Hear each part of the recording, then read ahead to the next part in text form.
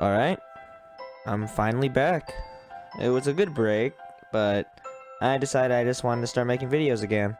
Also, big thank you for 1,000 subscribers.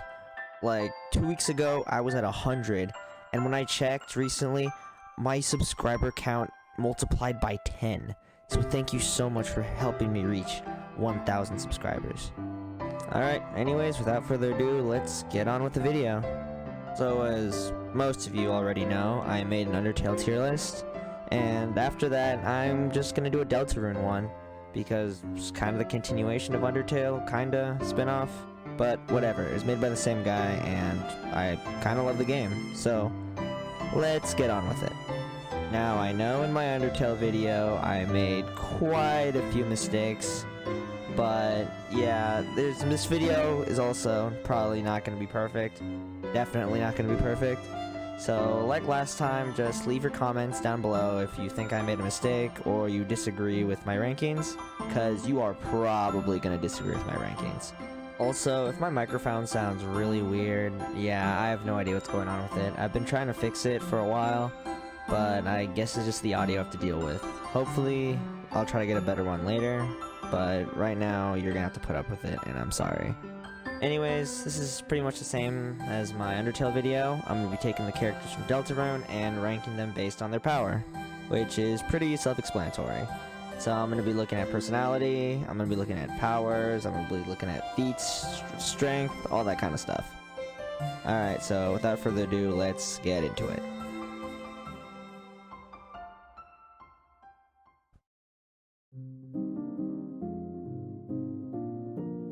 Alright, first up in F tier, we've got Jigsaw Joe. Jigsaw Joe, like his name implies, is this jigsaw piece guy that's found in Chapter 1. He doesn't really do much in the first chapter, but in the second chapter, he's part of the party dojo in the castle town. The reason why he's so low is because he doesn't even attack during his fight, and all he really does is serve as a tutorial character who teaches the player about actions. At least he's more financially stable than I am. Next up is the Ralsei dummy from Chapter 1. The Ralsei dummy, like Jigsaw Joe, serves as kind of a tutorial character that Ralsei uses to teach Chris how to fight. Man, this is kind of deja vu. Anyways, the dummy, unlike the dummy from Undertale, actually fights. He actually has some kind of magic power. Although this magic power is extremely weak and easy to dodge. Hey, at least no one will get mad at me for putting a dummy over some other character. I hope. Alright, yeah, F tier was pretty short. Anyways, so yeah, there's not as many characters in Deltarune as there are in Undertale. So let's just move on to E tier. E tier has some decent fighters, but still, some of them are pretty incompetent, so let's get on to it. Alright, kicking off E tier, we have Jigsawry. Jigsaws, a lot like Jigsaw Joe, are these small jigsaw pieces who serve as soldiers in the King of Spades army. Now, you're probably thinking, these guys are soldiers. They must be pretty strong to be serving as some kind of military force. Well, not exactly. Jigsaws are very weak. The only reason they're fighting is because they need money and they're really desperate for it. They're very, very emotional creatures, and a lot of them were easily taken out by Susie in the early parts of Chapter 1. If you were to spare these monsters, they'd happily take you up on that offer because they really, really don't like fighting, which is not a good trait a soldier should have. They've also got pretty mediocre, if not downright bad, durability, and their only way of attacking is throwing jigsaw pieces, which is pretty weak, but at least it's an attack. Next up in E tier, we have Mouse. Hey guys, just a quick post-editing heads up. In the video, I refer to mouse plural as mouses when it's actually mice, because I'm an idiot. So just be on the lookout for that. Alright. Keep watching, please.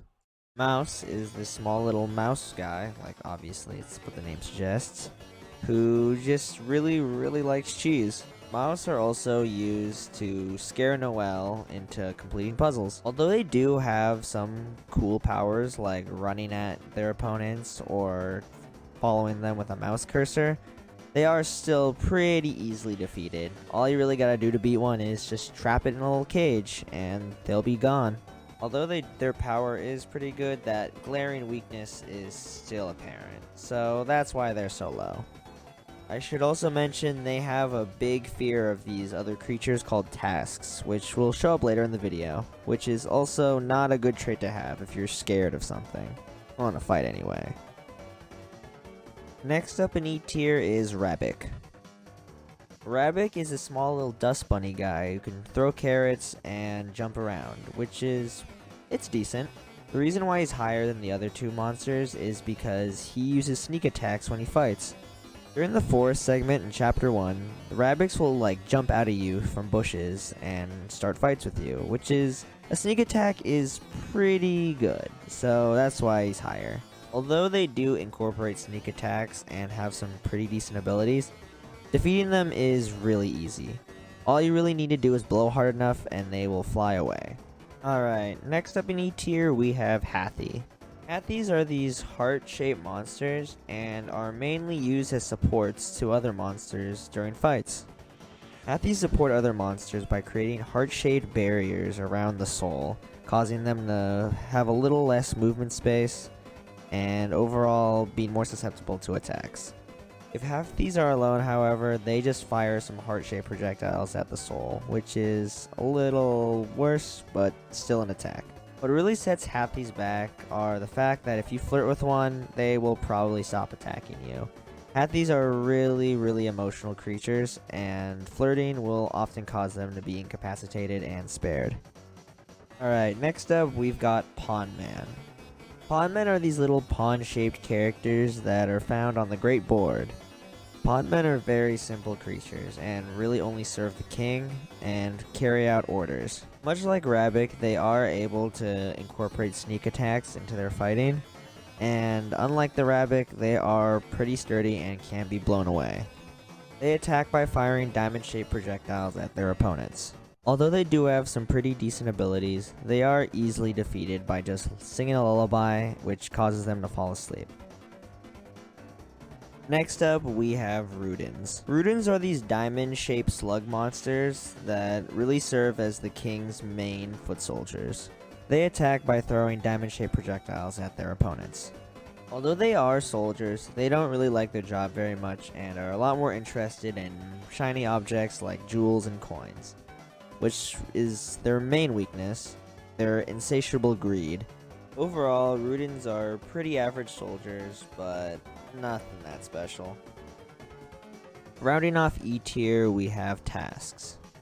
Tasks are actually decently powerful creatures. They are these cat-like monsters that appear in the cyber world. They attack by throwing balls of yarn or meowing at their enemies, which actually is pretty painful.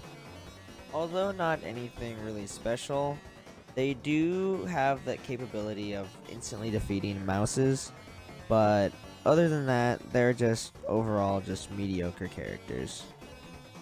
There is a certain task who we will get into later, and they're gonna be a little higher. Alright, well, that concludes E tier. We're gonna be going on to D tier now, and D tier has some decently powerful guys, but still pretty bad.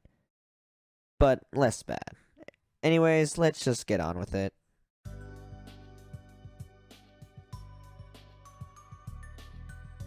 Alright, starting off D tier, we've got Viru-Viru-Kun.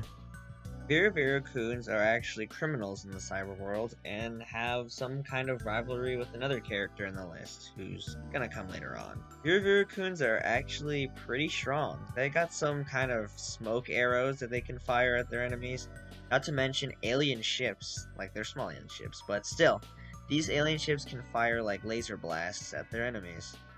Despite being criminals, Viru-Viru-Kun are actually pretty nice guys. They do help Noelle during her first battle, which is pretty nice. Alright, next up we've got Head Hathis. Head Hathies are just basically upgraded versions of the regular Hathi. Not only do Head Hathies have stronger attacks than regular Hathies, but they also learn how to hide their feelings during fights. This really doesn't help though, as flirting with them will cause them to be flustered and sparable, which, whatever. They're just basically slightly better versions than the regular Hathi.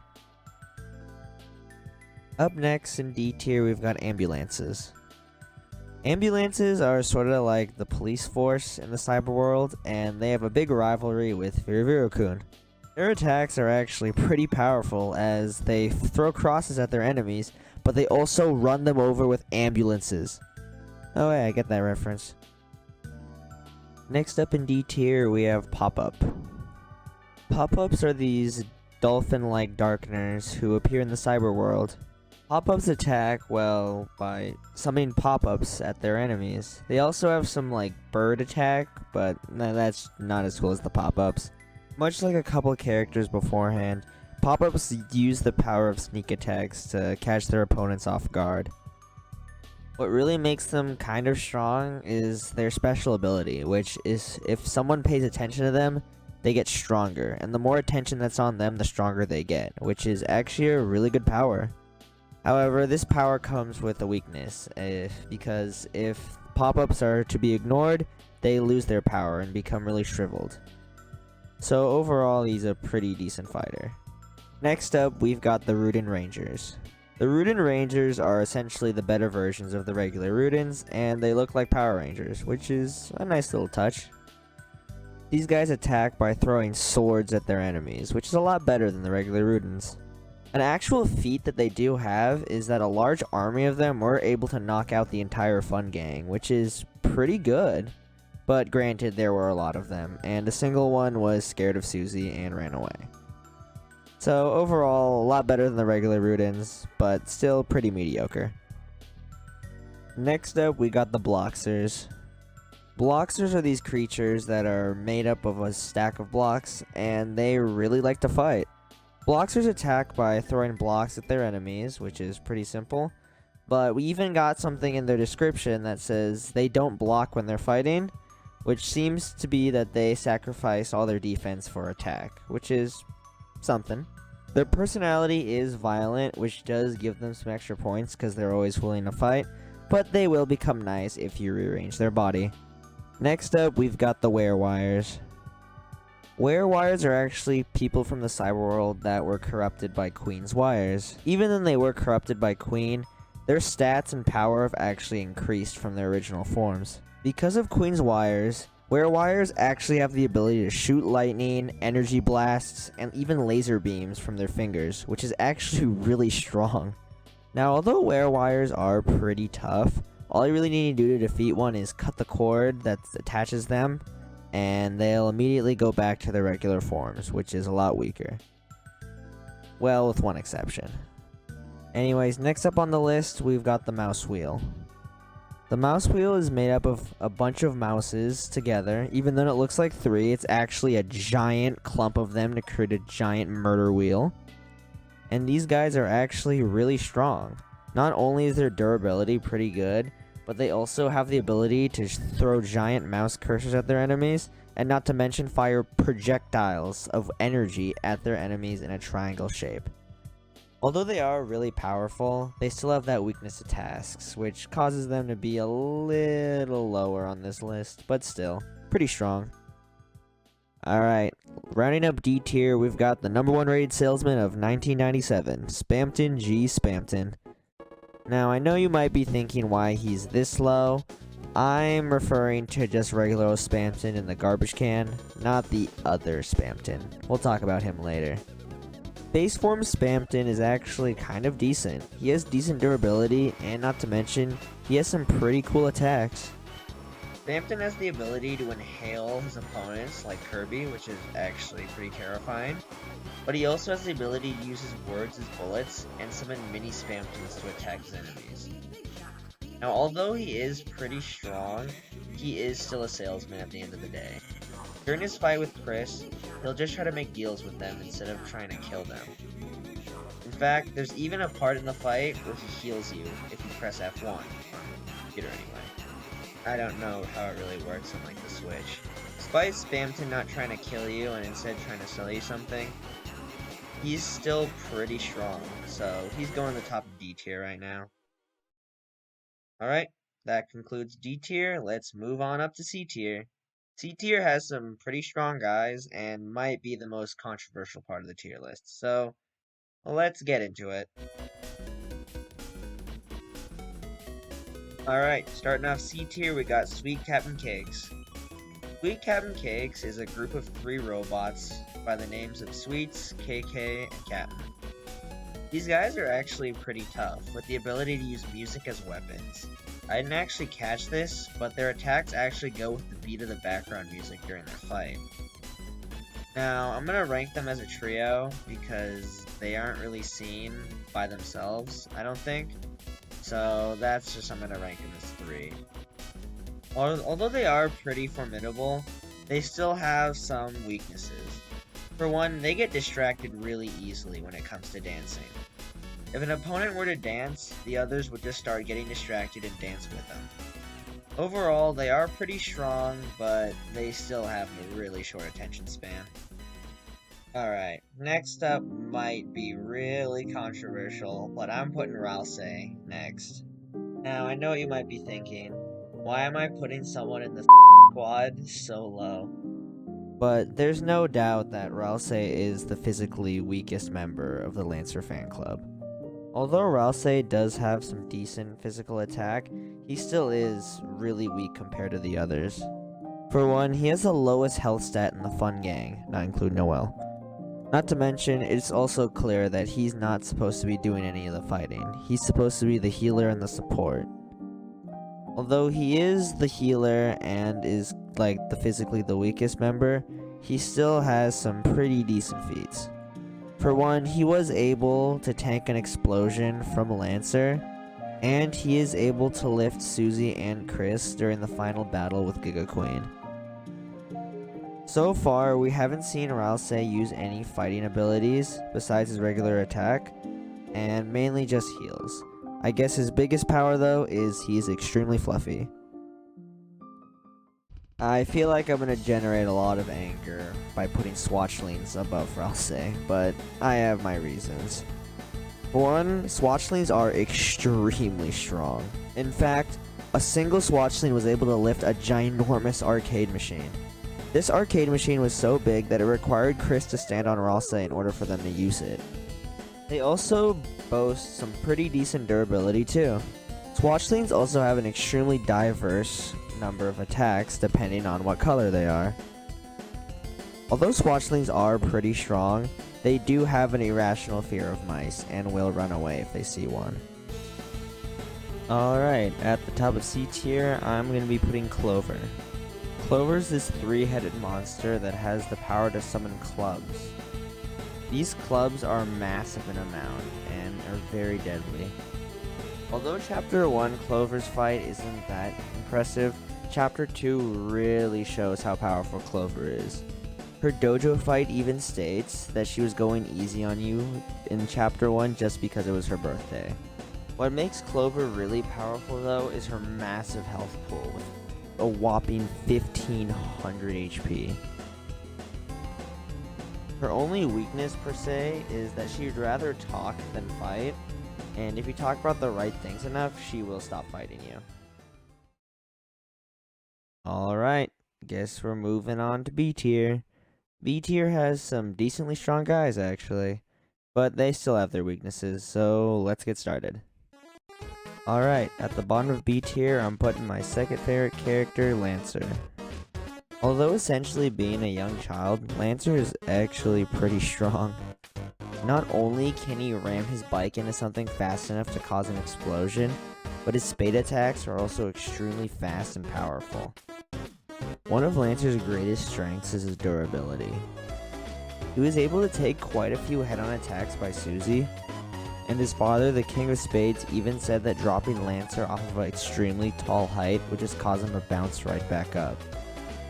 Although Lancer is pretty powerful, he is still a child and he's extremely lazy, which are two things that would not help you in a fight, unless you were a human. Next up on my list, I have Ruxel's card. Wait, hang on. Shit. Next up on my list, I'm putting Rule's card.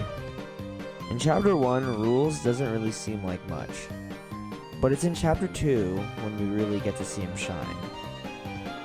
By harnessing the power of the Thrash Machine, Rules actually becomes a pretty competent fighter. Now some of you might say that the Thrash Machine is a sentient being because it reluctantly wants to fight you in Chapter 2, but I think it just should be added to Rules' arsenal just because we don't really know much about him right now, and we only get to fight him once in Chapter 2, and in that fight he uses the Thrash Machine. Rules is also decently durable, being able to take hits from both Chris and Ralsei, and he has the ability to teleport using giant pillars of light, which is also pretty impressive. I think what really makes him this high though is his sheer firepower when using the Thrash Machine. No matter what head you chose for the Thrash Machine, Rules will always have some intense weapon attached to it that'll cause a lot of damage. Unless it's the duck. Although Rules with the Thrash Machine is pretty strong, he is still a really big idiot, and that leads to him losing a lot.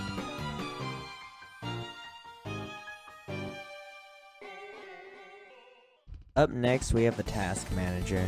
The Task Manager is all around a pretty powerful character. Her high health pool and electric whip are some of the things that make her extremely strong.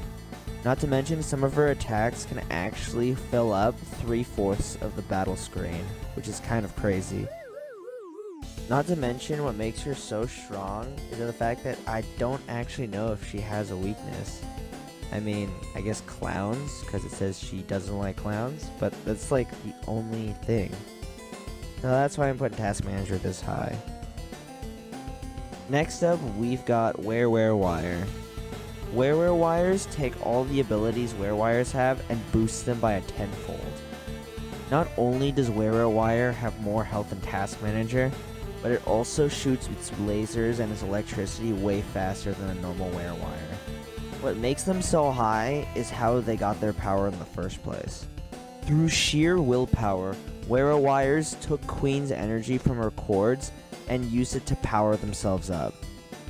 To put it into perspective, a top tier character like Birdly couldn't break free of the wires without the help of the Fun Gang, and Wire did it all by himself. Its only real weakness is its huge amount of pride, but I don't think I'd call that a weakness. Alright, rounding off B tier, we've got K-Round. Despite K-Round not having as much attack and defense as other characters on this list, he does have some pretty powerful abilities. Although its kicking powers are quite formidable, its greatest ability is its infinite healing. It's nigh impossible to defeat K-Round through physical force, as no matter how far you get, K-Round will always end up healing themselves using the power of almond milk. The only way of defeating K-Round is knocking off its crown, and even that's a hard feat of its own. During the fight, if you look how vigorously K-Round is bowing, and the fact that the crown is only around 15% loosened shows how durable and sturdy that crown is. Its only real weakness is that it's simple-minded, but I don't think being simple-minded is that bad when you're nigh invincible. I think I'm just going to start drinking almond milk if I ever get into a fight, then I will never die.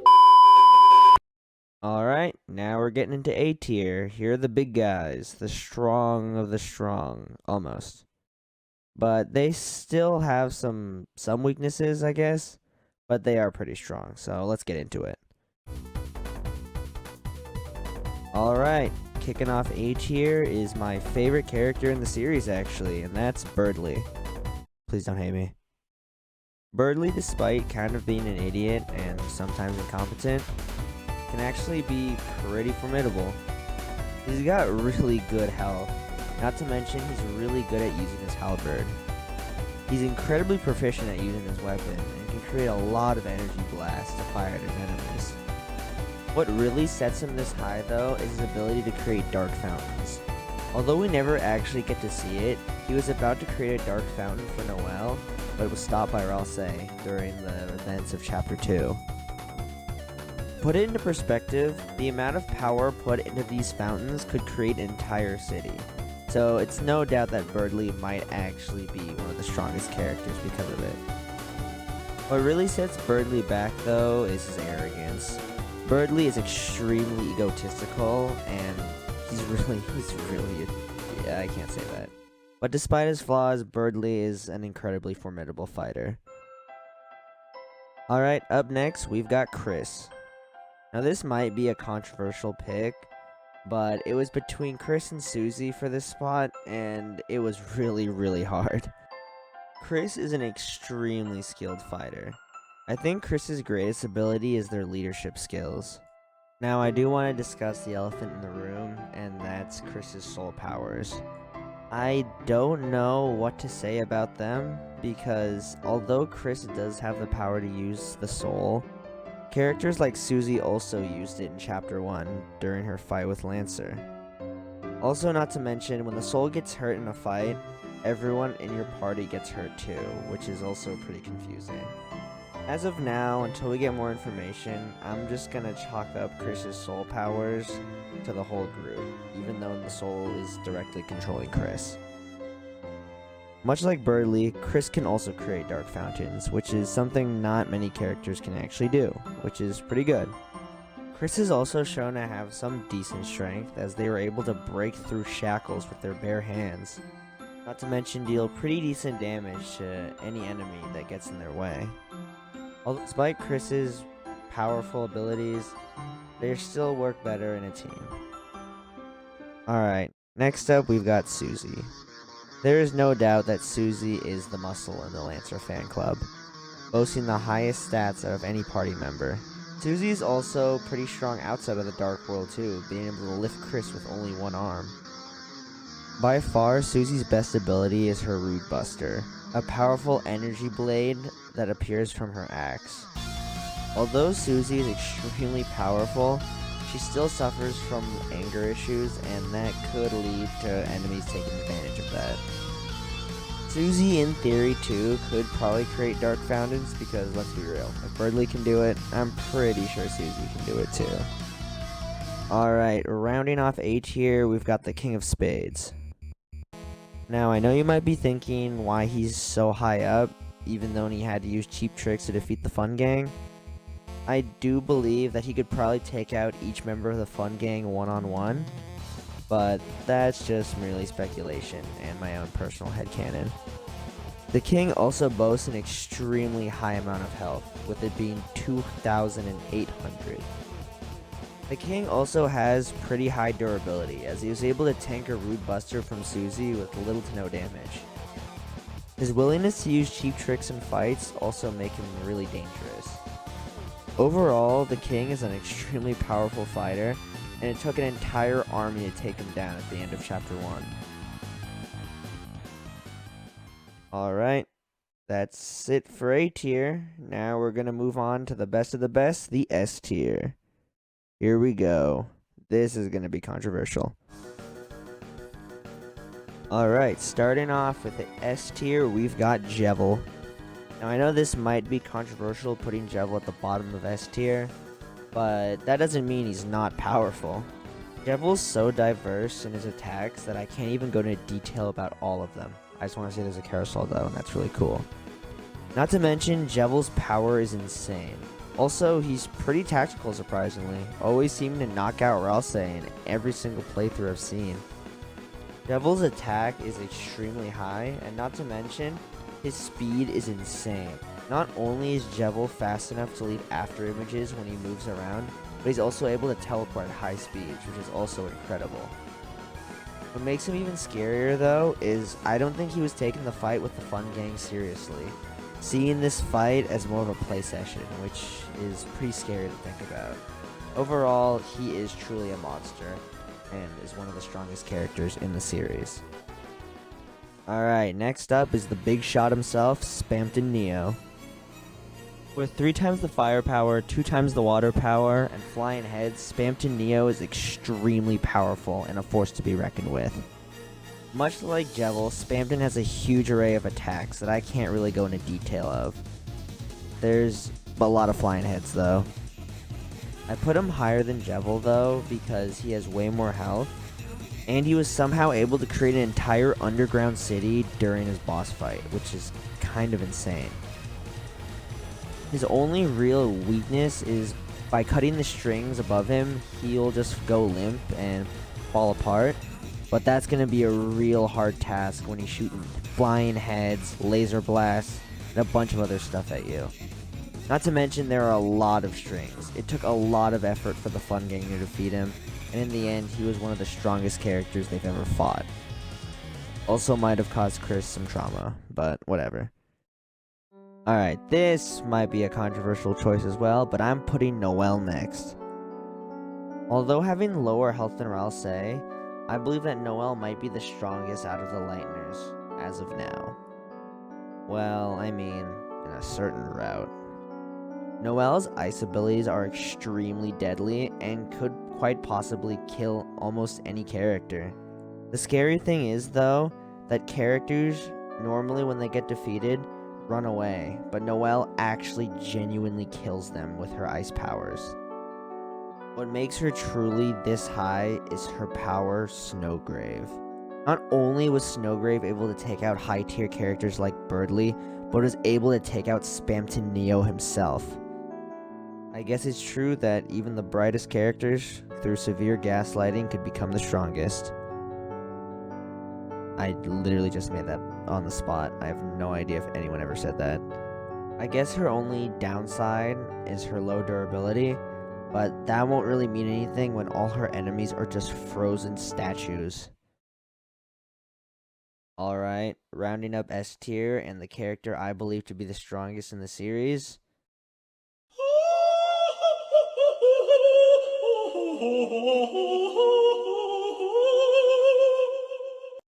is the Queen. Now, this is probably controversial, and you're probably asking why. Why is the Queen the strongest character? Well, I'm not talking about the regular Queen. I'm talking about Giga Queen, her giant robot. Giga Queen was so powerful that not even the Fun Gang could actually take her down by themselves. They had to get the power of all their friends in the cyber world in order to stand a chance against her. And even that wasn't enough. She was able to defeat the giant thrash machine that had the power of every other character. Now, what a lot of people bring up is how Spamton Neo was able to take over her castle and overthrow her. Well, it could be a theory that she didn't make it to her robot and couldn't fight against him. But in her robot, she definitely would have been able to beat Spamton Neo, in my opinion. In the end, however, this is all my speculation, and for all we know, anyone could be the strongest character in Deltarune. This is just my own personal list. So thank you very much for watching, and listening to my opinion for God knows how long. Oh, and yeah, I missed a tier. It's God again, and I wonder who it is. It's Newbert. Newbert is God tier. Thank you for watching.